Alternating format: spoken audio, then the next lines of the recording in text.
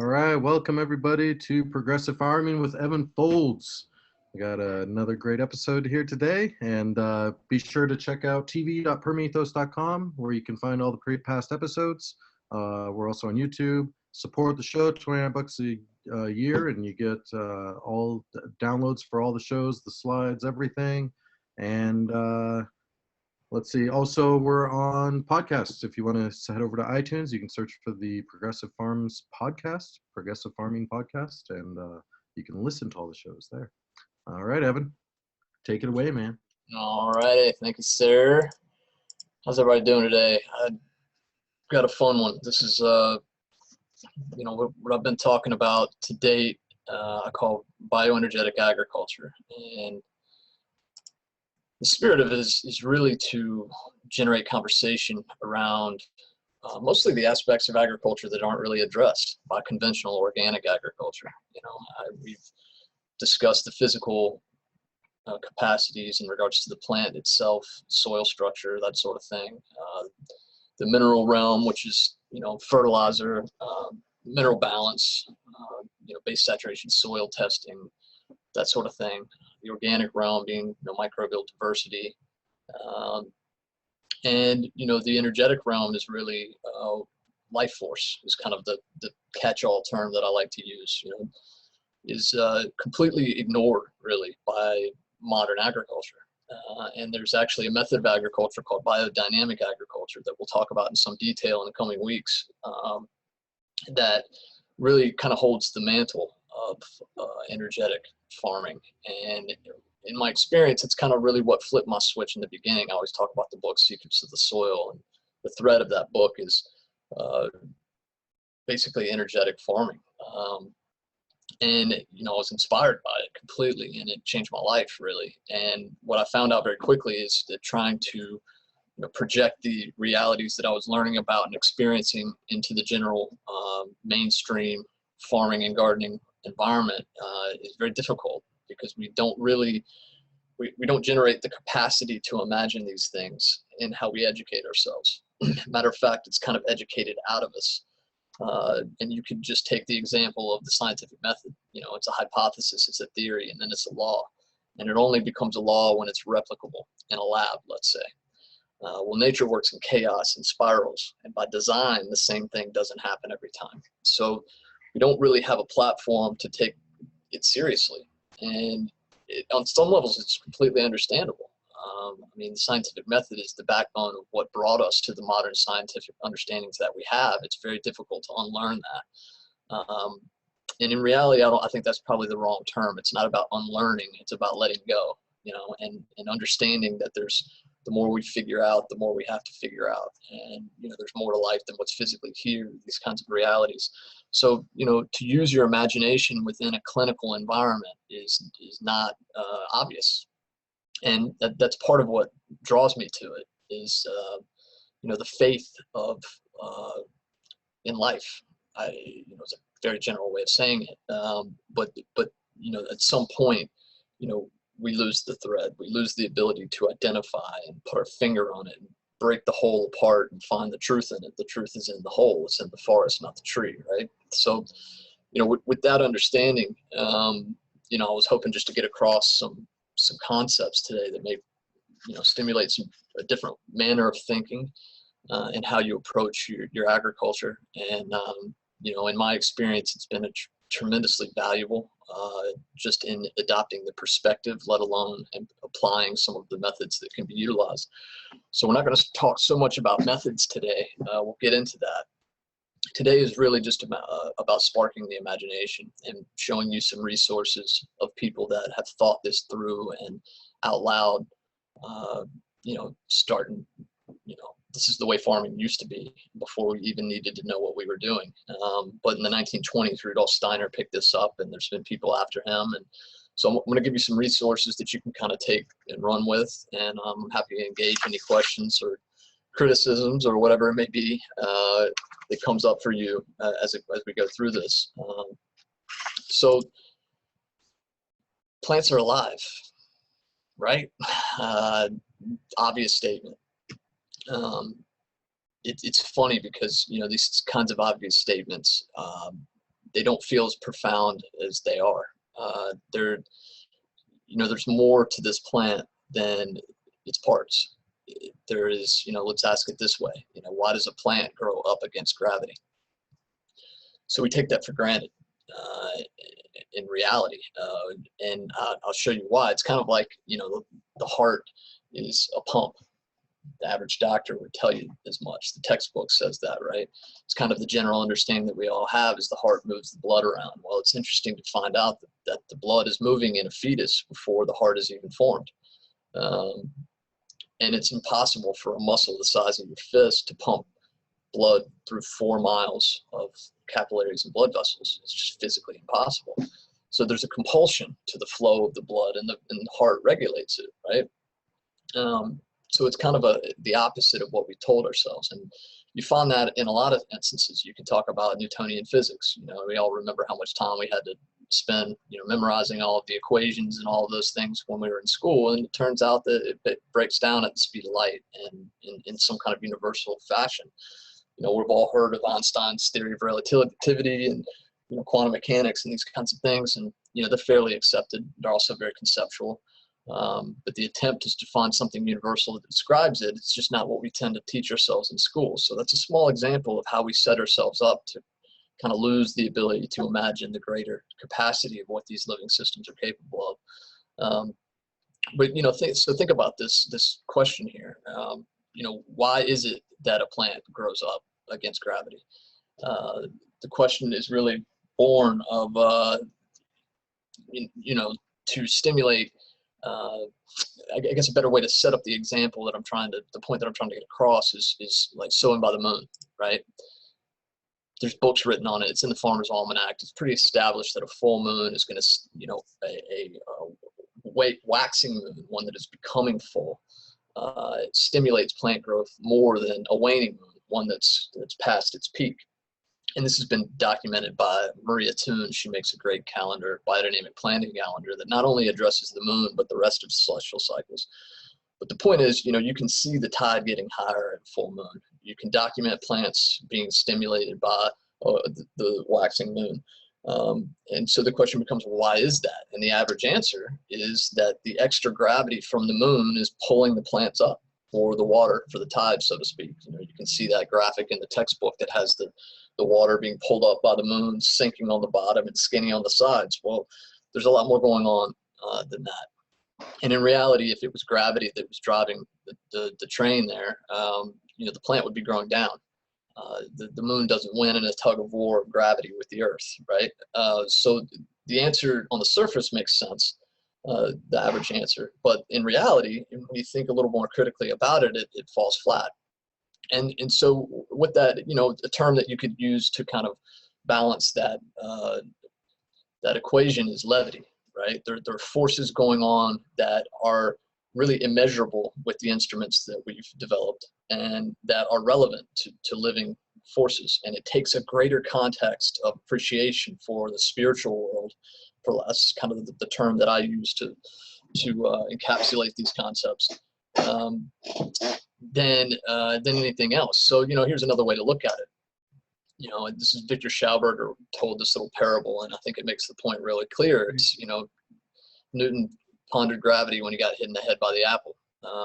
How much time do we actually consider the mechanism of how the apple got up there to begin with, right? Mm-hmm. So, we kind of take for granted the fact that this plant is growing up against the natural processes of gravity with its life force, right? It's not until it dies that gravity ensues and the parts are settled back down and decomposed to be upbuilt again by these living systems. So, that little parable hopefully hits home. We're talking about half the story. It turns, for me, the other half of the story, not the materialistic end, but the other half of the kind of the spiritual end is really a lot more interesting.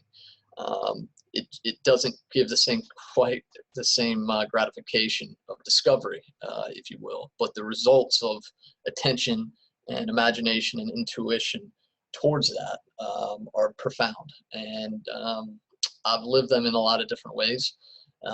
So, part of my ambition here is to kind of plant a seed for you to kind of have your own set of experiences to prove it to you, to the extent that maybe you'll give a podcast for what it's worth, right? My ambition here is not to convince you. It's more to present truths that I developed and, ideas that I think may have a pretty profound influence on our abilities to grow better plants, and in so doing, grow healthier people. The reality is, life force in food is completely absent for the most part. Name something in your daily diet that you eat that's alive. Our food is processed. Food, 15 minutes after being harvested, begins to break down enzymatically.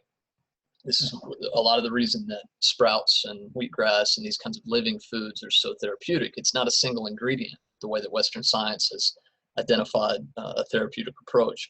There's a term for it in the wheatgrass world. It's called the grass juice factor.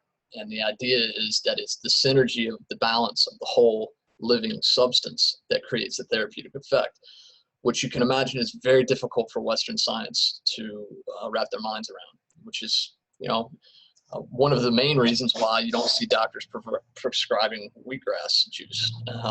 That, and then you can't patent it, right? So take the cynical hat off. But the bottom line is, these things are very real. They're very difficult to document. And, the next couple of sessions that we'll spend here are really designed to kind of give you some traction around that.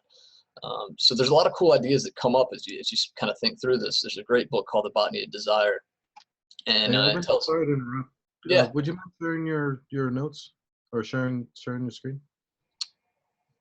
Have I not shared the screen? Oh, well, that's pretty critical. Sure. Sorry about that, guys. How's that? Perfect. All right. So I think y'all just been kind of looking at me. I'll just kind of go through the. So this is a book, and I'll put all this in the show notes if you guys want to reference it. That I was referencing on Planting by the Moon. A little graphic of Newton getting bonked in the head. Or plonked in the head. So this is the book that I was just talking about called The Botany of Desire.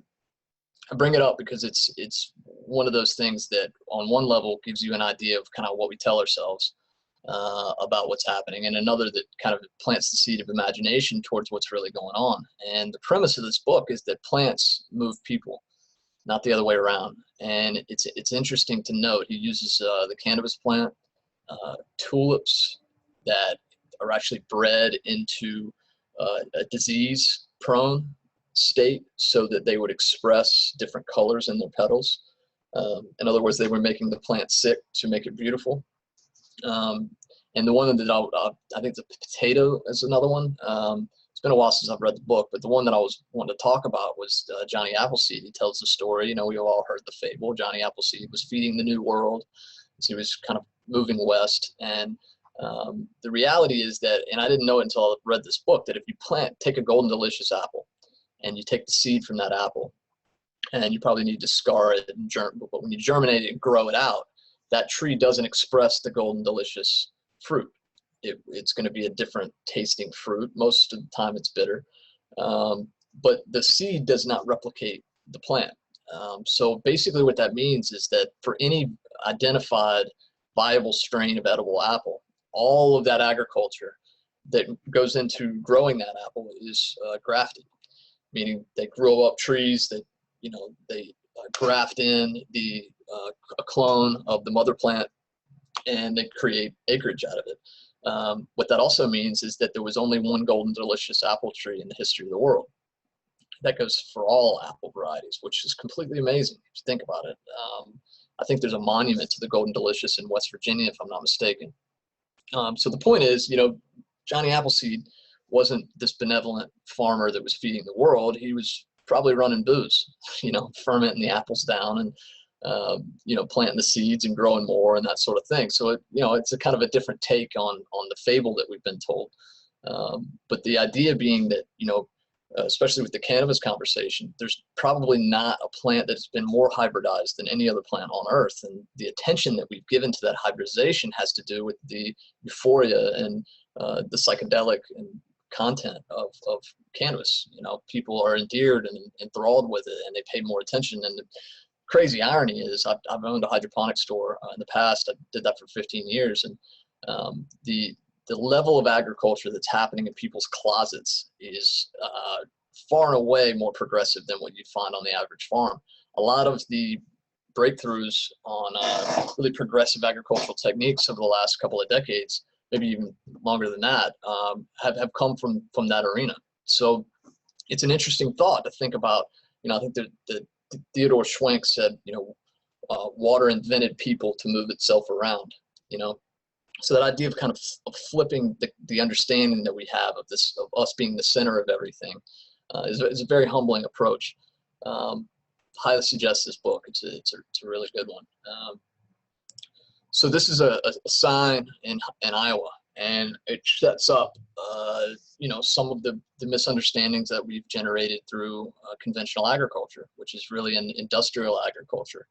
It is a materialistic agriculture. It is agriculture for the sake of growing the plant, not the soil, right? And here it is in full color. Feed the plant, not the soil. So this mindset is unabashedly front and center of conventional agriculture, and it's completely misguided towards growing a high quality plant. The reality is you cannot fertilize soil into health. Let's restate that. I would say probably all fertilization is a compensation for the soil's inability to be soil, to grow plants on its own. You don't have to fertilize a forest or a prairie. Now, it's also true that in order to create higher yields within a smaller space, that fertilizer can be advantageous. I'm not criticizing fertilization. It's absolutely vital in poor soil. But again, it's an interesting thought form. If we can start by imagining that the soil can do more for us, the question becomes, what can we do for the soil? And the reality is the average conventional farmer is using the soil like a sponge. They're really not, getting any sort of benefit out of what the soil can do. So the question, is complicated because it's hard to blame people for doing that. If you have poor soil, you got to fertilize. And frankly, if you can buy a fertilizer that's 10 cents on the dollar to an organic one and get a higher yield that's going to get you a market value from your business posture, you can't really blame people for doing that. Problem is that the federal government subsidizes this type of farming in a way that makes it unfair relative to people that are actually growing food for nourishment. Most crops are grown for cars and animals, corn being the staple. And the subsidization is just extraordinary. I know some detail about the cotton industry in Texas, and they somewhere around $580 of revenue is a break even on the costs of the agriculture, and they're doing about $520 if they're conventional. They can make money if they're organic, which is where the industry is moving. But the point being that the conventional posture towards cotton production in the U.S. is underwater. Period. These farmers are still undertaking their farming because they're getting subsidies from the government. So this crutch that's been put in place has really got us in a backward situation. And it's very difficult to go into any scenario like that with a sort of expectation that people need to go cotton cleaner or that sort of thing. And unfortunately, watermelon growers and market gardeners, I don't mean to single out watermelon, but crop growers that are growing food for nourishment, very small percentage of those farmers are actually receiving subsidies. So that convolutes the entire landscape of expectation that we should have. In an ideal world, I think we would subsidize the people growing the best food to nourish people. It's just not the agriculture that we have. So I stated this earlier, but this is kind of the basis of what I'm saying here. There's more to life than what's physically here. Life is more than the sum of its parts. What holds us together and allows us to operate within our consciousness, or an animal within its astrality, or a plant within its etheric nature, and I'll talk about that in a second, is that there is a life force or subtle energies imbued within the living organism that aren't really measurable directly by the instruments that we use. They're not physically there. Now, I can say that, and immediately there's skepticism, right? Again, because we're not imagined to think in this way from the beginning. If we were, hold on tight, the world would be organized in a completely different way. So the point of this is not to expect the world to flip on a switch. It's simply to lay some groundwork for us all to have the type of experiences that make this real for ourselves, so that we can make it real for other people. And I firmly believe that the future of agriculture not only is biological, but it's also energetic. A quick aside on a method, you can get soil balanced biologically and minerally and maintain that soil using frequencies, field sprays, I call them. It's frequency farming. Instead of, moving the system physically, we can move it energetically. Sounds crazy, but that's pretty much what biodynamic methods are. And so, we'll touch on that towards the end and get into that in some detail in the future.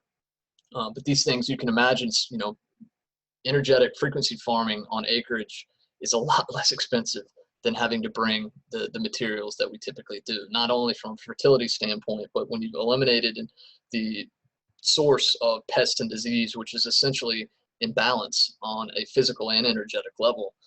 You don't deal with the biocides that are, pesticides, fungicides, et cetera, that are necessary to kind of manage our symptoms, if you will.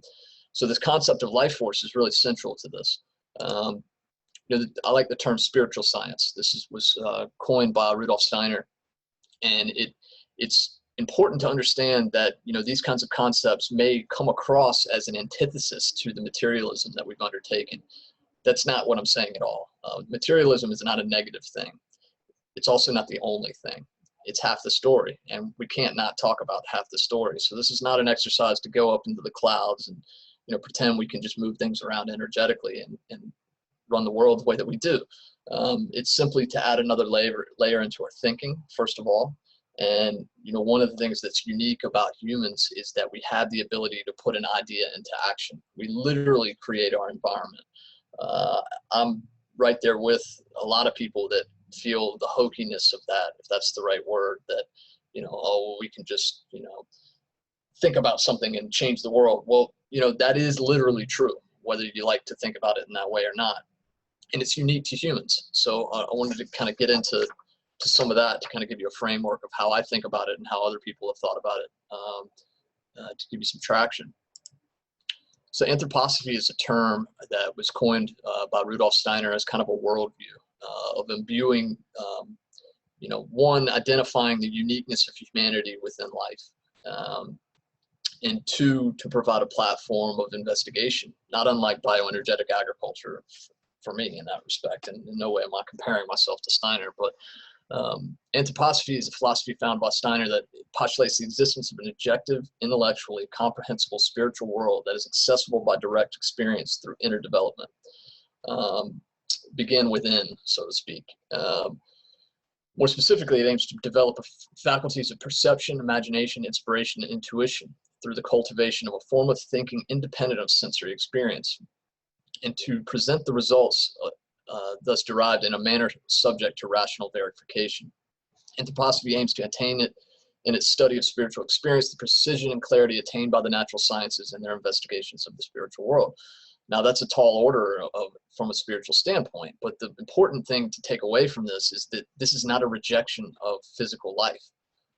This is simply an attempt to imbue in us an ability to understand the significance of what it is that we're involved with as a thinking, individualized human on Earth. It is not to undermine science and materialistic science. It is to add on to it, if you will. So the same expectations that we would have for materialistic science are impregnated into the thoughts and expectations of the spiritual scientist. And I'll get into in coming weeks some methods like sensitive chromatography and dowsing and different things that can be used to experience these things. And you'll kind of see when we get to that point, how it can't be taken at face value by scientific method type approaches.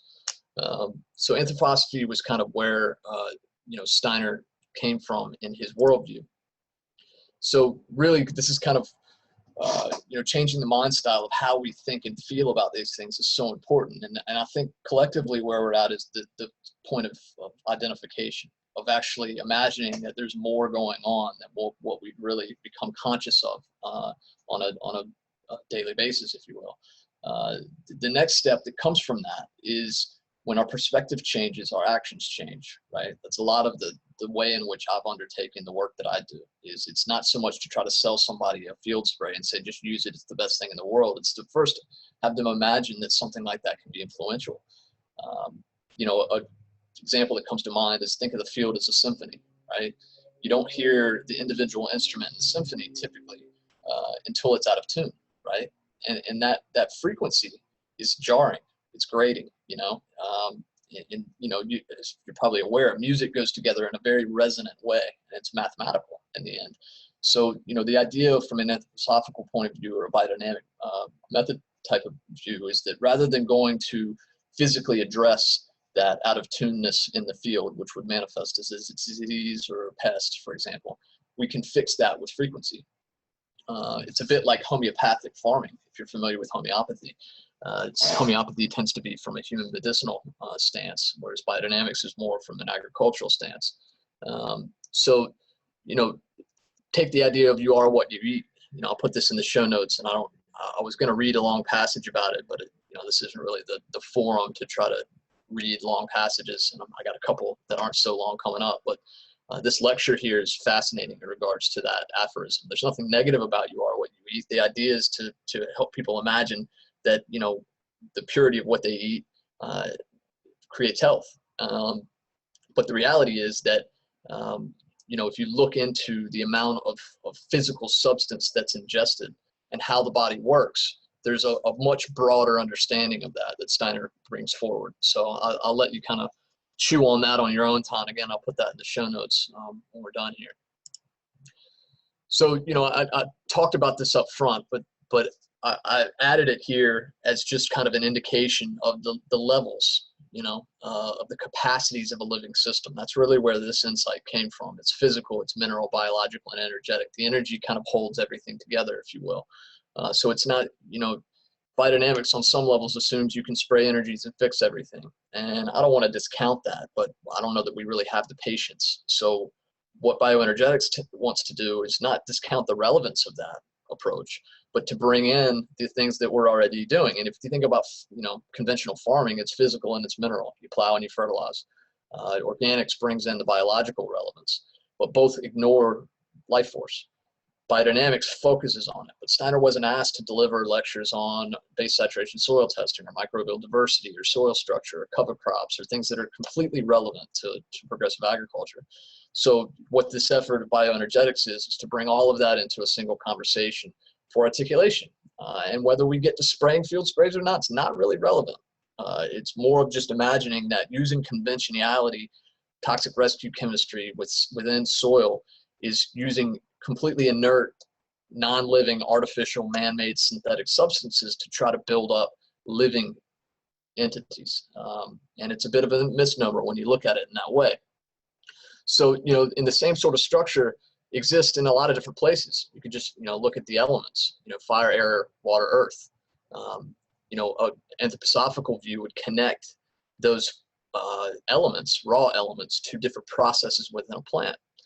And we don't have the time to really get into the depths of this, but the reality is the processes of the plant build up in a way that are related to these raw elements.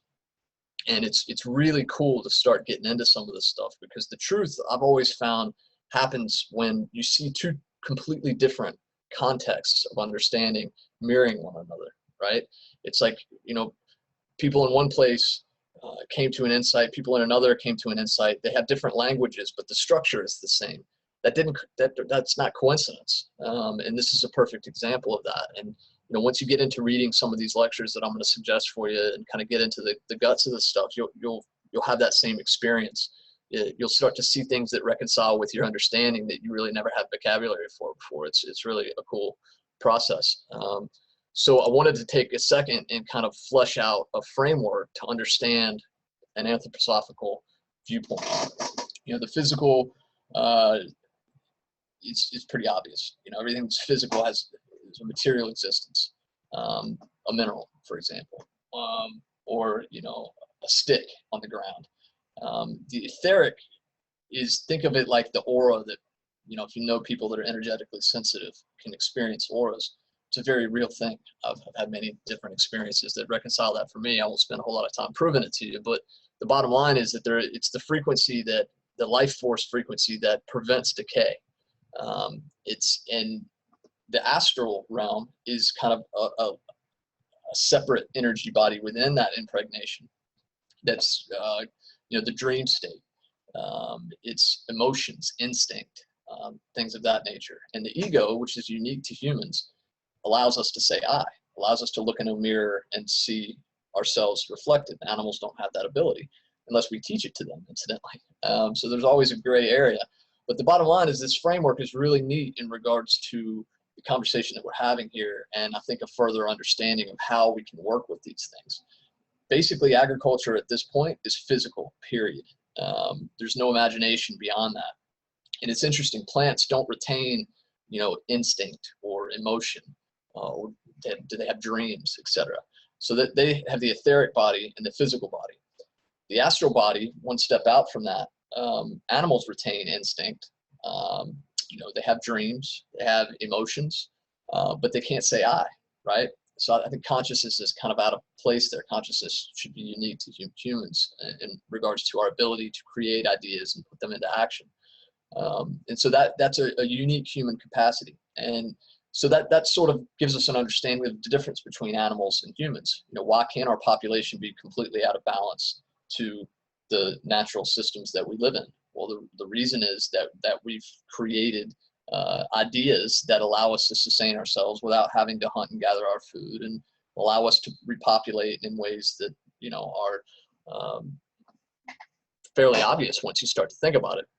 So this concept of like the animal moving into the human, I'm going to give you some thoughts on that here in a second. But I came up with a term, call it egoolution. It's really the power of thinking, or the ability to say I, or ideas. All of these things are uniquely human. Humans don't evolve. When you think about it, arguably the most unfit humans reproduce the most. And you could make that argument. There's no mortality in regards to our fitness. If we have bad vision, we put glasses on. Imagine an eagle had 20/40 vision. They wouldn't be able to find food, and they wouldn't reproduce, and their genetics wouldn't be passed on. So you can see on that very literal take of what evolution is, it's very easy to say, well, humans just evolve, and what that does is kind of dilute the responsibility that we have with the gift of consciousness, because it says that what we do is just what we do, right? It's just kind of unfolding. Well, the reality is we have power over that, and we have responsibility within that. So it's been my experience that to create new language around that allows us to identify it and work with it very consciously. So it's kind of an interesting thought form to undertake in regards to the differentness of humans and animals. We have a lot of the same proclivities, but humans are fundamentally different, and basically this is why. So I wanted to give you some language from a couple of people about that. This is a quote from the lecture "Spiritual Science, Christianity, and the Future of Mankind" by Steiner. I don't know the year on that, but I'll put a reference to that lecture in the show notes if you wanted to pursue it. And it says, the present animals are beings who have, as it were, remained behind at earlier stages of evolution, who have preserved those earlier stages of evolution and hardened them. Man has grown out beyond his earlier stages of development. The animal has grown down beneath them. Thus, in the animal world, we see, as it were, brothers of humanity who have remained behind, but who no longer bear the form of those earlier stages of evolution. For those earlier stages took their course in an age when the conditions of life on Earth were different, when the elements were not yet distributed as they are today, and yet was man. In the course of evolution, man was able to wait, if we may use this image. He was able to delay his entry into the flesh until a later time, until his fleshy material could evolve in such a way that man might develop the power of his present mind and spirit. Pretty far out stuff, And what it's hitting is the fact that we haven't imagined ourselves as being elsewhere other than just right here. And once you get to the point of understanding that spirituality is in these forces that are moving through humanity are real and in a literal sense, things like this start to make a little bit more sense.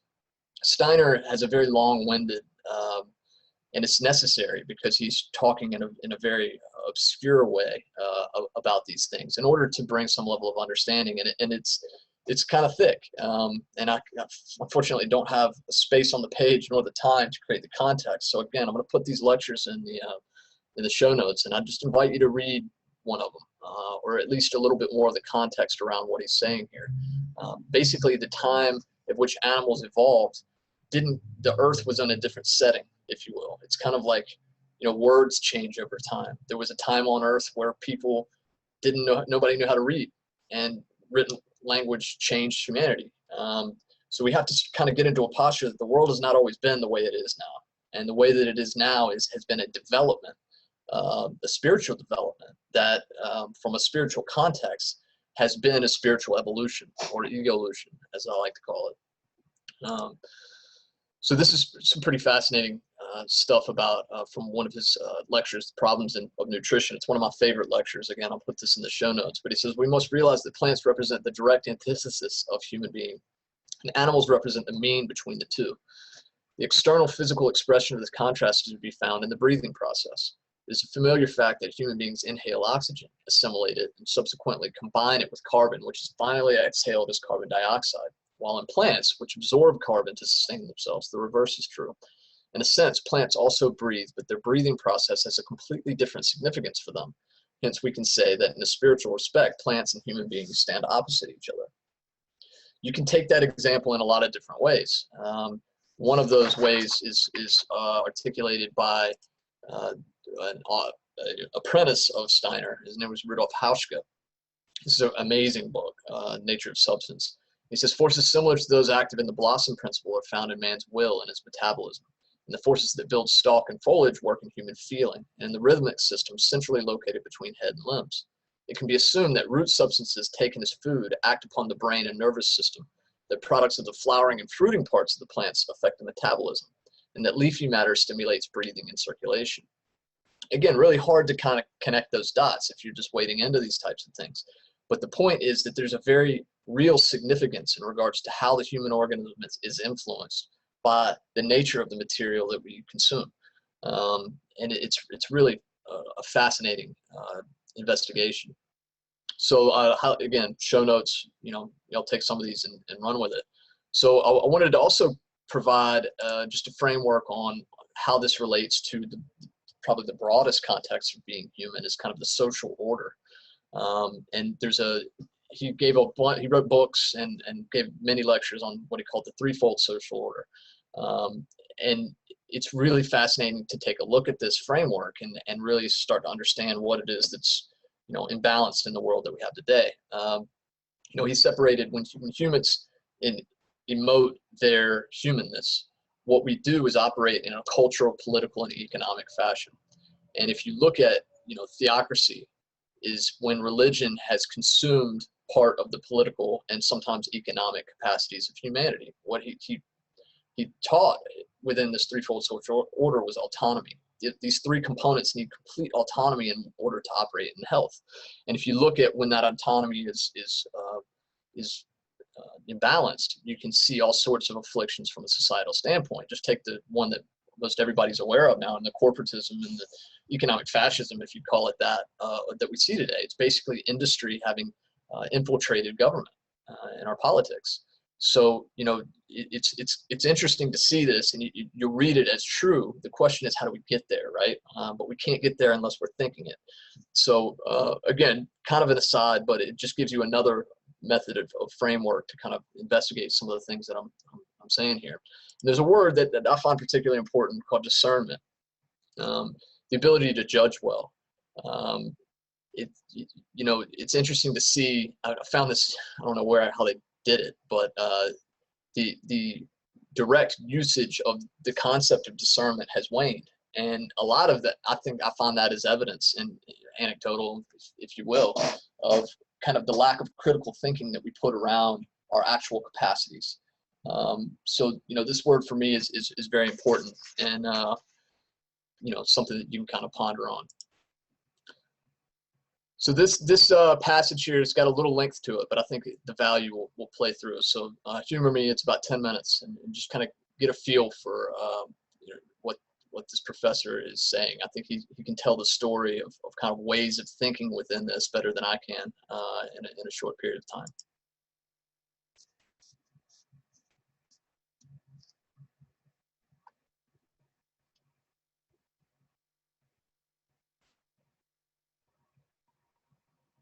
Arthur Zajonc. Rudolf Steiner's early childhood is characterized on the one hand by Can you hear that? in the forest, you could say, surrounded by the nature, by trees, and in a rural setting. And at the same time, he's in the midst of a high-tech environment. His father's a railway station master. And so on the one hand, nature, on the other hand, it's like growing up in Cape Canaveral, if you were in 1861, you know, some kind of space launch place. And in the midst of that, those two cultures, you have the sense that he's gifted with a set of capacities that allow him a kind of natural, almost instinctive relationship to the world of nature, to the world of elemental beings, to the world of the fairy tales, but the fairy tales in some ways come alive. He describes later in life how it took him so long to really come down into his body, that he felt far more connected to his own inner world, to this world of not fantasy, but a kind of real inner fantasy of this clairvoyant consciousness. But this other pole, the pole of contemporary modernity, was also there. And so when he speaks about how in his early childhood he first discovered geometry, and geometry was a kind of proof to him that it was possible to have clear thoughts concerning immaterial realities. Now, for most of us, you'd say, why is that so important? You know, we all study geometry. But if you think about it, you know, here's this child who's got a private world which nobody else is really sharing. How is it that he feels sanity? How is it he proves to himself that this is a world not of his own projection, but something where there's surety, where there's certainty? And so he grows up wanting to convince himself, and I think to thereby become, I'd say, on a solid foundation for the rest of his life, by studying not only the sciences, mathematics and so forth, but also philosophy, in particular epistemology, which is to say, our understanding of how we know that we know. So when he's reading Kant at age, 12 or something like that, he's slipping it into his history book, which is boring, right? You think, is he just being a precocious kid? You know, is he just being kind of smart? But I think it was an existential longing and need, an existential need to say, how do I know that what I'm experiencing is real? We have the benefit of talking with other people who can tell us that, you know, yes, the world that you're seeing is the same world I'm seeing. We all drive on the same side of the road. But for a person who's got a private world that's opening up, what is the basis on which you make careful discernments between reality and illusion? So geometry, Kant's epistemology were already in childhood for him essential foundations for certainty of his own privileged knowledge. So that ancient form of awareness and consciousness which is coming into the modernity meets the challenges of, you could say, the sciences and modern philosophy in Steiner, already in childhood. So I think the significance for me is less that he had these experiences. I think many children have those experiences. They forget them at a certain point. But what's important is what he did with them. He didn't just rest and say, oh, you know, amazing childhood experiences, and then leave them behind and go on to a normal life. But he carried them with him as a challenge to him personally. How is it I can adjudicate whether this is fantasy or reality? Can you at all say what's the nature of those experiences? You say that children have them, but what was he experiencing? Yeah, I mean, here we come into a interesting terrain of what is spiritual experience. What is spiritual experience, in particular, as had by a child, a naive soul? You know, when I was growing up, I grew up with a Polish family. And that Polish family consisted also of aunts and uncles and extended relatives and so forth, all of whom came from a peasant culture. In some ways, they were like children. They argued with each other, they had good fun, but also in their whole mentality, when I look at them, I think this is the way it has been for thousands of years. illiterate, loving, prejudiced, all that. But also with a certain amount of atavistic clairvoyance, which is part of the family. So when Uncle Val died, his body was down there in the living room, as any proper Polish funeral was held in your home. And you paid your respects. And then my aunt, Chachi Pinsky, would tell the story of how Uncle Val came to visit her in the night after his death. Steiner's very first experience that he records in his autobiography is also of a death, of a woman, aunt of his, as I remember, who dies by suicide and asks him to remember her, to care for her in some way. So this little child experiences coming kind of out from a wood stove, an apparition, basically. An apparition, I think, not unlike the kind of apparition which appeared to my aunt. Now, what does it mean to have that kind of experience? You know, it's almost a kind of slightly disembodied, but apparition which has many of the sense characteristics that are familiar to you from the sense world. Like our dreams, then, in a way. Yes, like our dreams, in as much as those dreams are filled with characters and animals and settings that are drawn from life. And so the apparition that arises is drawn from the sense world. But it's really speaking of something that is beyond the sense world. There is no physical manifestation. You're not seeing anything physically. You're seeing with the soul, purely with the soul. And yet you're clothing that experience which is purely inner with sense experiences that come from the outside world. You see what I'm speaking about? How there's a kind of marriage between inner and outer. Right now, we're speaking into a space, or I'm looking at a space which is filled with colors, forms, books, and such like. The outer world is prompting an inner experience which arises in consciousness. In the case of this kind of naive clairvoyance, if you will, that Rudolf Steiner had as a child, or that my aunt had as an adult, the promptings are not from the outside, but from the inside. Uncle Val shows up, but you could say he shows up in the inner life of my aunt. And then she projects him into the space around her, dressed and in the figure and form that she's accustomed to. She fills in everything, you could say, that has the outer character. And then you point to it as if it were a physical aberration. It's not. And one of the things that Steiner learns to do later in life is to gradually let go of those, as it were, aberrations. That becomes insignificant. He says again and again in his writings that one must learn to distinguish between those more imaginative sensory characteristics and what is essential in spiritual experience, which has nothing to do with those. Evan, could you turn it up a little? This technology, I mean, you mentioned, about the railways. I mean, he was pretty interested in that too, wasn't he? Yes. Rudolf Steiner grows up between... I think, sorry. It's up all the way on my end. Oh, there we go.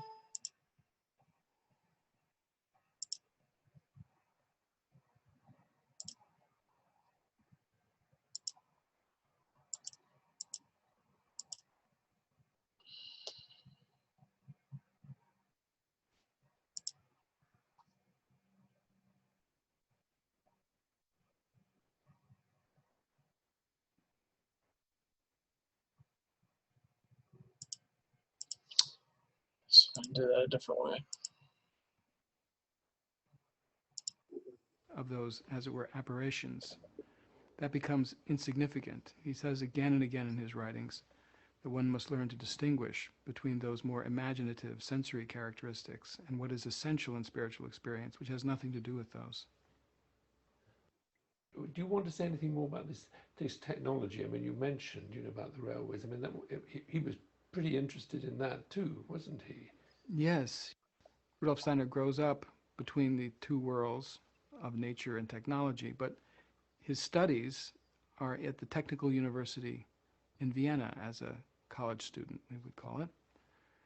So he doesn't go off to the humanities, but he goes into equivalent of MIT in the United States, the premier European technical university, where he studies chemistry, mathematics, physics, geology, all of the standard subjects, and excels in those. So his interest from childhood on continues all the way through into the time of his university life, and it is heavily oriented towards the sciences and technology. That shows up throughout his life. He's aware and sophisticated in the modern culture of science and technology, and at the same time opens himself out to, through friendships in particular, into the world of the humanities. So he has a core strand, which is the strand of science and technology, but then begins to blossom and become connected through friendships into studies of Goethe's writings, for example, which become a prominent part of his life. What about Felix in this journey? I mean, that's important. Would you like to say something about that? Steiner goes back and forth to Vienna on a train from his hometown. His father has moved closer to Vienna in order that his child can get a proper education, but he makes a regular trip into the city, and during one of those trips he meets up with Felix, the herb gatherer. Felix, the herb gatherer, is really the first person that he meets who has a similar relationship to the natural world, who was a devout, religious man, but at the same time a deep student of the natural world. Steiner really found the first conversation partner, you could say, for his inner life, his inner experiences of the natural world. While Steiner's at the... So that's probably a good stopping point. So hopefully you got some value out of that. It's a, it's one of the efforts there is to let you hear from someone other than myself about the significance of these concepts. So I'm having a little trouble getting back to,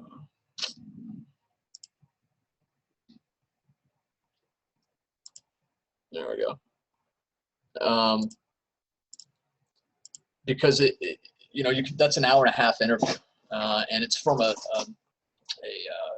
documentary called The Challenge of Rudolf Steiner that has people from the economic realm. There's banks in the Netherlands that undertake these sorts of philosophies as their core. Waldorf schools and education. There's all sorts of influences from it, but it's a fascinating documentary. I think it's like 3.5 hours long. But then the interviews themselves, I think, are almost more valuable because they give the context of the individuals and how they've been influenced. So I'd highly suggest you look into that. I'll put that one in the show notes. This is actually a book that Steiner put together that provides almost stereo instructions for meditations that allow us to tap into these capacities of humanity. I think it's on some level, everyone understands there's kind of a connection to this sort of thing from children that we forget about, I think is a good way of putting it, but that we can tap into. So that being said, regardless of that, there's people that, the woo-woo, witchcraft, snake oil, anti-science, all of that is very real. I've experienced it, and I can't make a bet that there's not people watching this right now that aren't thinking the same thing, and that's fine. It's completely natural. To be honest with you, that's the way that I thought when I first started to investigate it. I will say that there was a germ of inspiration for me to connect some of the own experiences that I had that gave me some traction within that realm. But suffice to say that there are many efforts undertaken to kind of breed this out of people in the modern world. And I think part of our efforts are to reconnect with this consciously. And it's a very, there's a lot of depth to that. But the reality is, there's applications all over the place that utilize this kind of, seemingly obscure concept of life force. My dad uses acupuncture. He's about as far from adopting any sort of perspective within this as you could ever get. Yet he goes to the acupuncturist and it makes his back feel better, right? It doesn't really matter to him how it works. I don't even really think he's thought of it. My wife's a yoga instructor. I don't know how many people out there meditate, but there's therapeutic research that's been done that shows the value of it. I can attest to it myself personally. So there's all sorts of ways in which you can engage these kinds of concepts. But, you know, the reality is we all are told to stand in a straight line. A lot of times, you know, even though the dialogue may be think for yourself, it's not. It's think in this way for yourself. And, you know, we do what we're told. You know, that's really the paradigm of which we, you know, if you're my age, that you've grown up in. And I think that, you know, I'll speak personally, I've tuned out of that kind of thing. And the value that it's brought to my life, not watching MSNBC every day the way that I used to in college, is extraordinary. So all that being said, you know, it's easy to kind of talk in these, you know, broad ways and wonder what it has to do with agriculture, but it literally is everything. You know, we are a part of the farm. That's one of the things about biodynamics is so cool is, you know, the human is part of the farm organism. The earth is an organism. You know, when we have this worldview, we're working within it. We live in the earth, not on it, right? We are not the center of the universe in that capacity. We are enmeshed in a unbelievably profound spiritual experience that we really have a lack of language and ability to contextualize. So, you know, I'll leave you with this from the agriculture course. These are the 8 lectures that Steiner gave in response to requests from farmers back in the 1920s in what's now Eastern Europe. He says, this emancipation in the cosmos is almost complete for human life. For animal life, it is less so. Plant life, on the other hand, is still to a high degree immersed in the general life of nature, including the outer earthly world. Hence, we shall never understand plant life unless we bear in mind that everything which happens on the earth is but a reflection of what is taking place in the cosmos. For man, this fact is only masked because he has emancipated himself. He only bears the inner rhythms in himself. To the plant world, however, it applies in the highest degree. So again, it's an interesting way of thinking about it. Plants are still completely in tune with natural rhythms, which starts to, you know, explain where we started in all of this. Why does a plant grow up? Why is it stimulated by an increasing a waxing moon? You know, why do these things happen? Well, it's because they are completely attuned to it, and they don't have the ability to decide otherwise, right? So animals have kind of taken a step away from that, but they're still influenced by full moons and by celestial rhythms and instinct and ley lines, how do birds know where to go, all of these kinds of things. They have an awareness of this that we can choose not to pay attention to. The cool thing is when you do, it opens up all sorts of new doors in regards to the quality of your agriculture, the quality of your life, the quality of the food that's being produced, etc. So, again, hopefully I got the point across. It's admittedly a difficult thing to talk about, particularly if you don't understand the people that we're talking with here, having had experiences on this level themselves. It's a difficult thing to swallow, right? But I'm going to give you a bunch of resources and the show notes and just take it and run with it, you know. And the easiest way is probably YouTube. Just sit there and watch some people like Arthur talk to you for a minute and see how it changes you and how you look at the world. It's a really amazing experience. You know, life is energy. Life force can be worked with if we're conscious of it. And, you know, imagine the resonance of what holds life together and how we can work with it. Because the reality is if we decide it doesn't exist, we can't. So that's what I was hoping to get across. Let's see what sort of questions or comments, if there are any, that there are. Thanks for being here. Hey guys, now is Q&A time. If you got any, go ahead and hit the Q&A button and ask away, or just put it in chat, either way. Man, high level today. Yeah, it's out there, I admit it.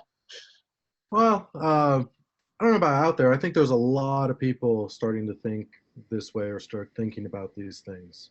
Yeah. And not necessarily in ties to agriculture, but starting to think the way or about the things you're talking about outside of agriculture, which can only positively affect agriculture. Yeah, I appreciate that delivery. I think that's right. I think the point is not to apply it to agriculture outside of ourselves. It really starts with us. And if we don't have that sort of connection to those realities, you know, we can't really play it out. But once we do, it plays out everywhere. And you know, part of this is, you know, from a human standpoint, whatever your beliefs are around reincarnation or not, is, you know, Steiner was known to say that every human spirit intended to go through a complete incarnation of their life, completely disconnected from the spiritual world. And he had this landscape, and I'm going to use words that bring up religiosity, and that's not my intent. It's the limitation of language. But he called, if you're familiar with like the Atlanteans and the concept of prehistory, he called that Lucifer, and that there was an airiness. He even said that physical substance wasn't as physical back then, and there was almost a universal telepathy in regards to our knowingness. And then you move through what he called the mystery of Golgotha, which is really the marker of the Christ consciousness and event. And again, I'm not speaking in religious terms here, which is difficult, obviously. And it moves into the period that's called Ahriman, a spiritual being of the time that we're in now, which basically represents materialism. And so the point, rather than to go on a treatise of trying to flesh out the literalness of all of that, is that what's happening in our world is supposed to be happening. We're supposed to be presented with a disconnection from what we are. And then the effort is to re-engage that consciously, which is, for me, for what it's worth, gives a really high level of connection towards not being afraid of what we're seeing, right? Of taking the responsibility individually of applying these principles to our lives. And it's cool to hear you say that, because I experienced the same thing. People are seeking in a different way. And making up their own minds rather than what they're told, and God, we need more of that in every way. Yeah, so recently I've been exposed to this traditional Chinese medicine, and it's interesting. I don't know if you've ever gotten into it, but I'll just share a screen here real quick, and just so we can get a picture of this, where they're saying that certain things, like certain organs in your body, reflect other things. So like if you have a pain in your mouth or a muscle pain, it could be your spleen, your stomach, or something like that. It's these interesting connections that I never would have thought of, where it's like, oh man, my head hurts, and then someone's like that's into this is like, oh, you should get a foot massage. Right. What? But and then you get the foot massage, you're like, hey, the headache went away. Yeah. No, that's exactly it. It's funny because it does take, on some level, a certain belief to allow yourself to have the experience, and if your head hurts, it doesn't take much. It's like, sure, I'll try it, and then when it works, it's like, well, why did that work? And that's part of the process of kind of reinstilling this imagination towards these things. And if you take that and flip it around of kind of where it all came from, that was, the way we look at materialism in the physical world now is the way that people in our ancestors looked at all of these things that we can't, see the value in. It's like, I always think about the Mayans, and how connected they were to, the celestial rhythms, and how they used it as a calendar. And, when I look up at the sky, I can't see the language. I have no connection to it, and to imagine an entire civilization orienting themselves around this, generations out, knowing that certain events were coming, and the significance. It's like, 2012, the world's supposed to end. I think people lost significance. They were thinking materialistically. The only thing they could really appreciate was the fact that the world's here and that the end of the world was coming. Well, the way they were speaking of the end of the world was from an energetic capacity. And it's difficult to document the significance of that rhythm, but it's very interesting to put a different kind of hat on and try to understand it from that perspective. And it's difficult. A lot of the times I feel like I'm talking about concepts in the same capacity that I would be talking about fertilizers, but it really does take kind of an inner knowingness or openness, if you will, to really let some of this seep in the way that it can. Oh yeah, and like you were saying with your dad, how he's someone that would not believe in any of this kind of stuff, but hey, the acupuncture works. I'm gonna keep doing it. And the acupuncture is just that same kind of thing, where it's like, if you put the pin there, it helps over here. Right. It's crazy stuff. Yeah, it is crazy stuff. We're getting a lot of good comments here. They're looking forward to show notes to dig more into it. It's definitely a high-level topic today. And what's great about your talks is that we're either going very deep with a lot of information, or very deep with a high level, or dig down into the nitty-gritty of the dirt and everything in between. It all matters. That's it. It's the spectrum is awesome. Yeah, and great guys. The slides are amazing, full of tons of information. The show notes are great. Evan does a hell of a job here. And tv.permeates.com to get more of it. And if you support the show, you can download all of the presentations, the slides, and the videos. And you can also, if you want to listen on podcasts, you can go to iTunes or Google Play and search for the Progressive Farming Podcast. Thanks again, Evan. Another great one. Are we on for next week? Not next week or the week after. Okay. There's a possibility that I'm back. Worst case is I'm gone till the next Wednesday. If I do come back earlier, I'll ping you and I've got the presentation ready. So worst case scenario is not the next week, but the next week. All right. So we'll see everybody in a couple weeks. Thanks, everybody. See ya.